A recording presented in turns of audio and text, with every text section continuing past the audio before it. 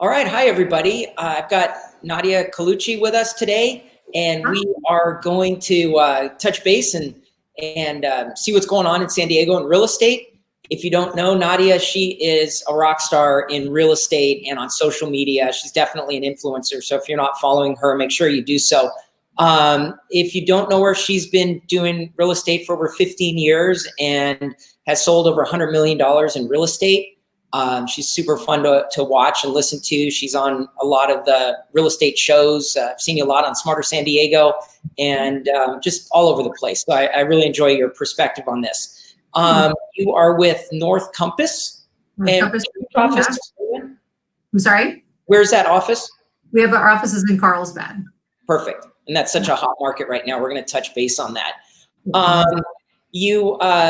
We're going to get into some other things that you are well known for outside of real estate, which is awesome. It's a lot of fun. But anyway, let's dive in with the state of the market. I would love to find out what your take is on the market in this era of COVID. Yeah, right. So crazy right now. Thanks for having me on, first of all. I think we want to look at it. There's a couple of different ways to look at it. And understandably, right now, everybody's hearing, I mean, gosh, the media is saying something, social media, the actual media, news, radio, all of that. We're all hearing and we're becoming inundated with all of this kind of doom and gloom, if you will, but also fear. And, understandably so, right? I can speak more to a micro level of what I see here in San Diego. I am a full-time agent, so I don't have like another job. I do this every day. I've been doing it for almost 20 years. And what I see is that our market has not changed. If any, we still have low inventory.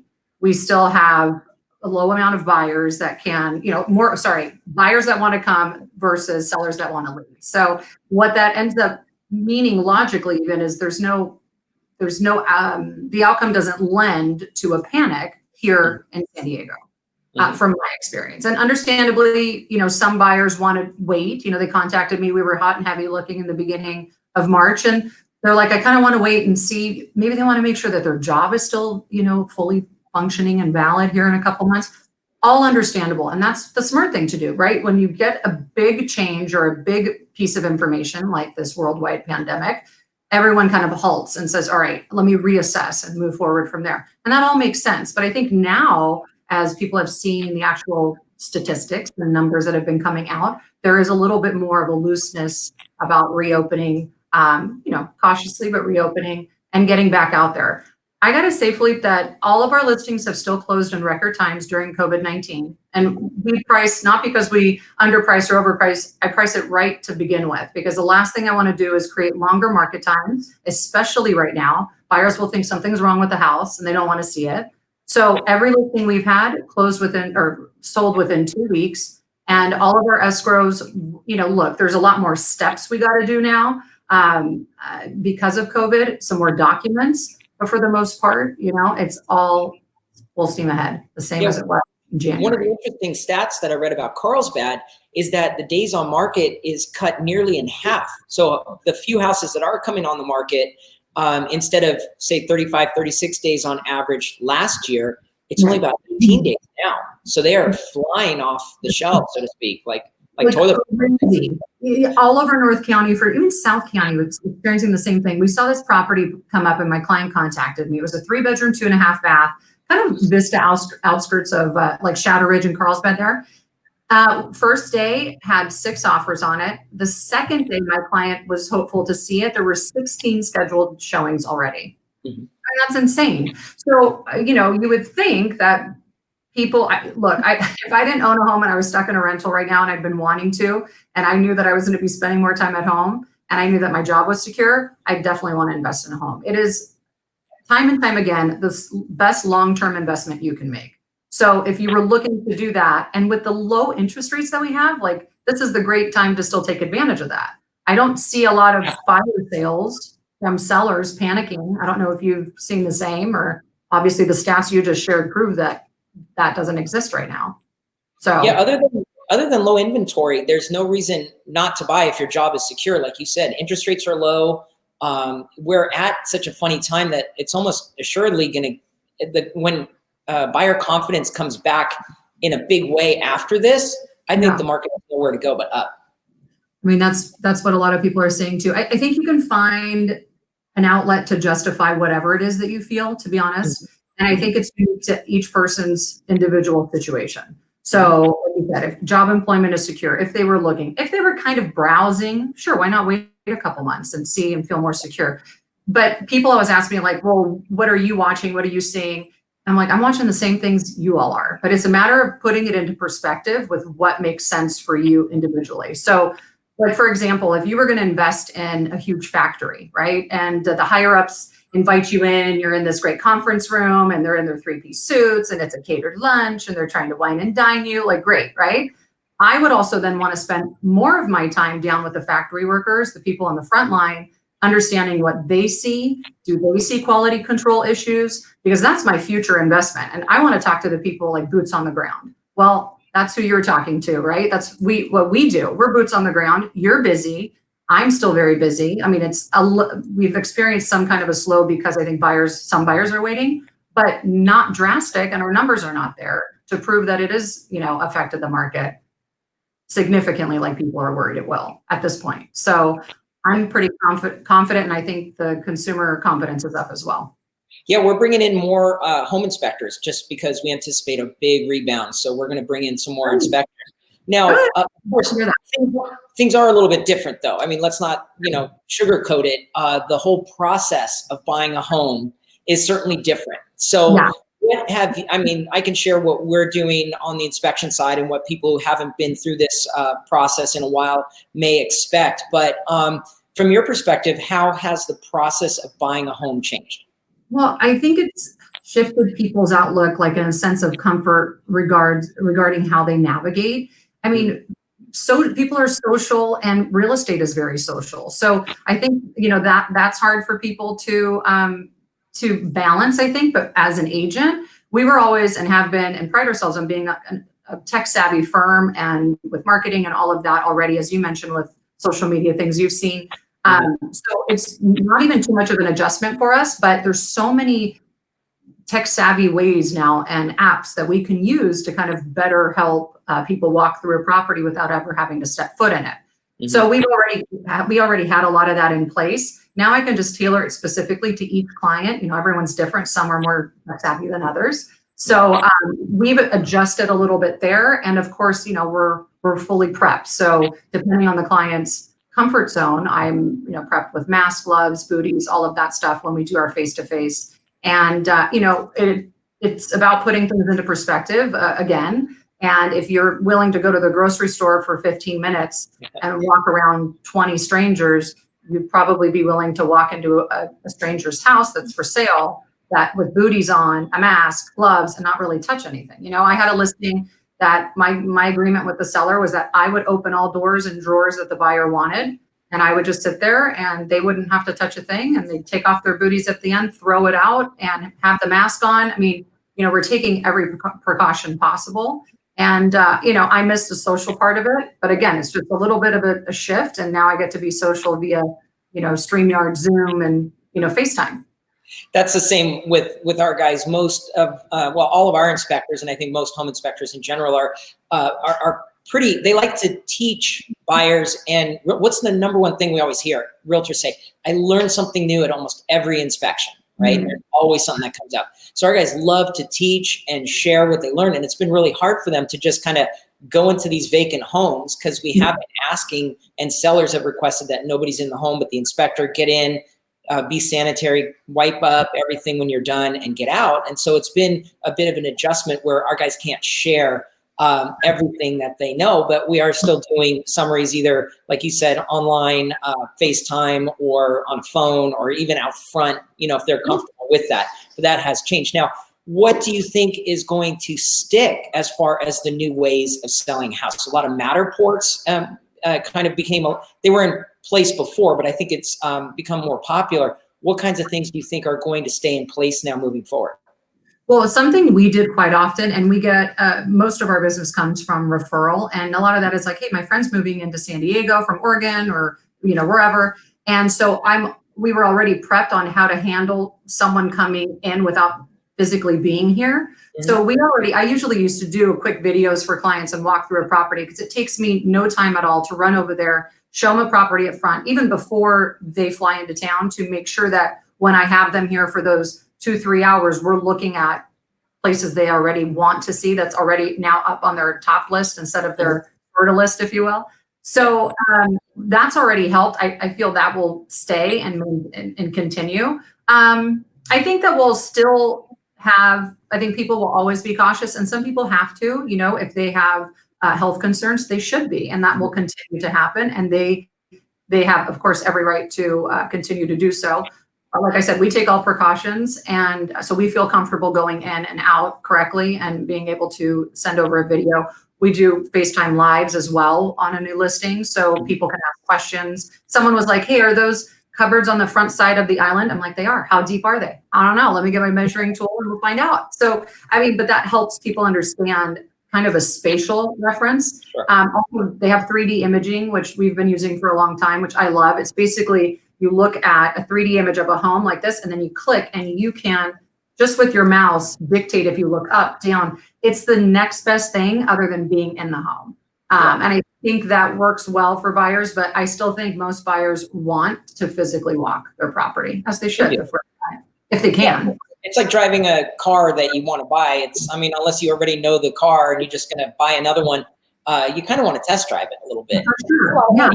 A smooth ride, and it feels right. And just, a lot of things you can see, like outside, if maybe there's power lines overhead, or maybe there's a school right in front that you like, or you don't want to be by. Like, there's so many things even on the outside. So I like to do walkthroughs of the community as well. That usually helps. Well, as you know, we're in Ramona, and one thing you don't want to be surprised about is buying a home next to a chicken ranch, for example. That could be a surprise. So, well, you might get some really good eggs, but you got to deal with all the other stuff too. We had chickens growing up, and often I'm like, God, I'd love to have them again for the eggs, but then I think about all the other drama that came with them, and I'm like, you could buy a dozen at the store. I'm sorry, 2 things about buyers, though. We've got, of course, there's first-time buyers and move-up buyers. And starting with move-up buyers, there's been a lot of talk about mortgage forbearance, and I wanted to get your take on anybody thinking of buying a home or refinancing in the next year even. Should they take advantage of that if they don't have to? What could be the effect on their credit score? And then also any tips you have for first-time buyers who are secure in their jobs and thinking about getting in. What would you tell them? Well, I'll kind of mold them together if you don't mind. So I think another thing I notice right now about our market and what has changed is, jumbo loans obviously have received a nice big impact. So I think, we had talked earlier that certain price points were affected a little bit more than others. And definitely anything I'd say under about $1 million still has some good market time and short market time. It's anything over that experience a little bit of a lull. So basically what that means is lenders are more conservative about who they lend their money to. That sounds like good news to me, actually. It's harder maybe for a couple buyers, a small percentage of buyers, but I've always been a proponent of buy within your means. Like, just because you can afford this doesn't mean you have to have that. We can have that next time. So, a lot of people, though, want the shinier, new, bigger object, in this case, the house. I try to deter and say, why don't we stay within our means? We can find something, but don't even bother looking at the higher priced ones, because of course they're going to always look better. So I think if people, I like that, the lending institution has now gotten a little tighter, and I think they were tight before. So that gives me promise and hope for future economy and stability, because that foundation is a little bit more solid, meaning, the people that can qualify today are doing so under tighter restrictions and with job security, right? Because then now instead of like 6 months of reserves, they want to see 12 months of reserves. Yeah. So that's usually a more stable type foundation we're building for what we do. And that gives more promise and more security for every buyer that is buying. So first-time home buyers take advantage of these low interest rates. If you can refi, you absolutely should as well. But again, you'll have to qualify. So maybe when you bought your home 2 years ago, your tax returns reflected a positive situation, and maybe in the last 2 years, things have changed, or you had better write-offs if you were 1099 employees or contractor rather.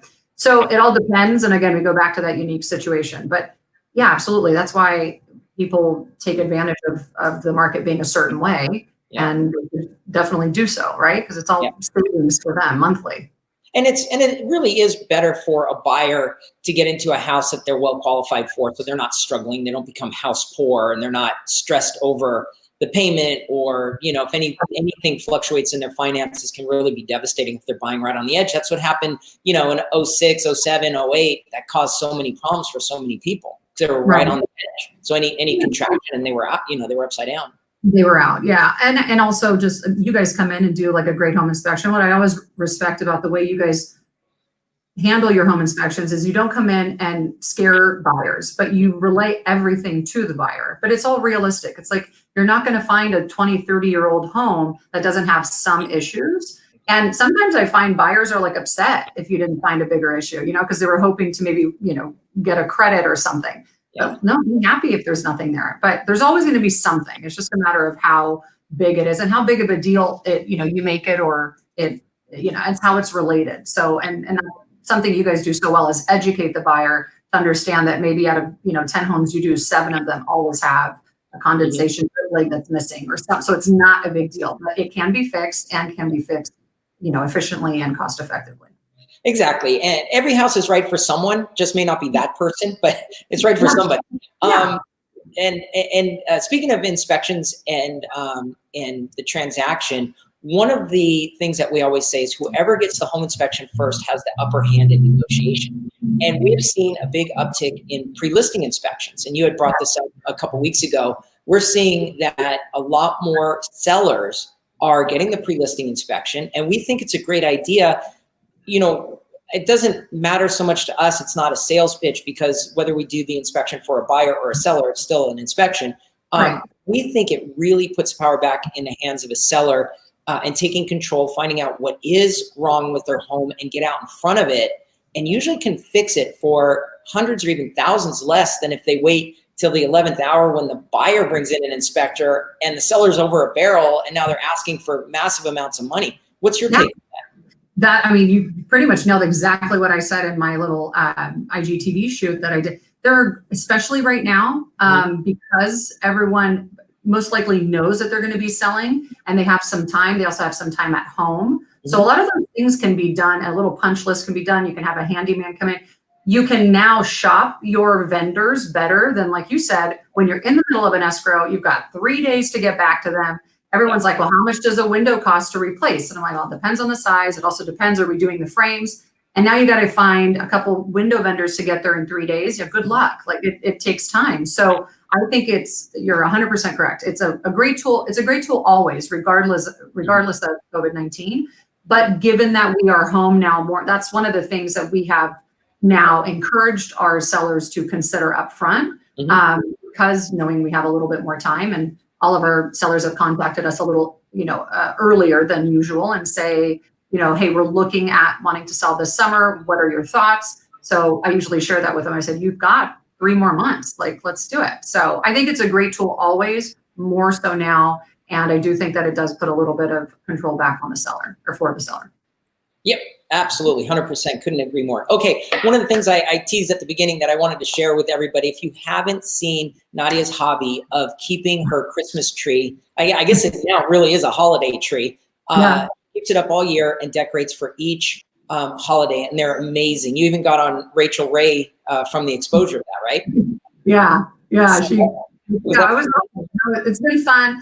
I think, like, I don't typically think of myself as a very creative person. I don't have like arts and crafts around, and I don't do that often, but I think that's because I'm a workaholic. So I'm always focused on real estate. But if I had a second, or sometimes in the evening when things quiet down, I like to put on some good music. I do like to be creative. And I see that in myself more at Christmas time, because I go nuts at Christmas, and especially with my tree. Well, I just moved into this house, and I was like, I started to take it down. I hadn't fully decorated the house, and it was so bare. I mean, it was bare before, but now after Christmas was done, I took everything down. I'm like, this is depressing. Like, I don't want to take it down. And I'm like, well, I don't have to. I can leave it up and do whatever I want. There was also an area of my house that I had yet committed to what I was going to do with it. It's like a transitional space from dining to family and kitchen. So, and it's all open. And I'm like, well, I have an office here. I don't need that. So I said, I'm gonna leave it up. And then it just